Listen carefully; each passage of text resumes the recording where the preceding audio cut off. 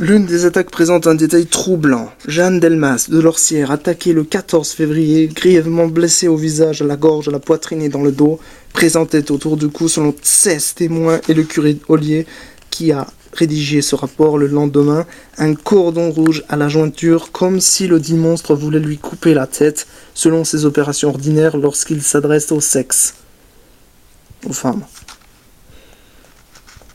Qu'il s'agisse d'une cordelette rouge ou de la marque d'un filin imprimé dans la chair, ce cordon rouge intéresse beaucoup les historiens. Nombre d'entre eux y voient un indice crédible d'une intervention humaine, d'autant que, selon le rapport ci-dessus, il y avait des précédents.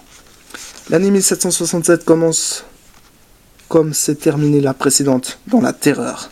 Les découvertes macabres succèdent aux enterrements. Abandonnés et démunis, les malheureux habitants du Gévaudan ne sont pas au bout de leur souffrance. Après un répit de 3 mois, la bête repart à l'assaut début mars. Mars, 3 attaques, 2 morts. Avril, 2 attaques, 7 morts. Informé, le syndic Étienne Lafont s'émeut dans une lettre du 17 avril.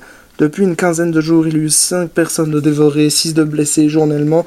Quelqu'une s'est attaquée en Gévaudan, et dont la partie de l'Auvergne qui nous avoisine.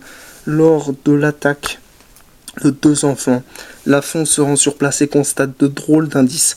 J'ai trouvé beaucoup de sang dans différents endroits, des lambeaux des habits de ces enfants et le morceau de peau de la bête, de la tête de celui qui existe encore.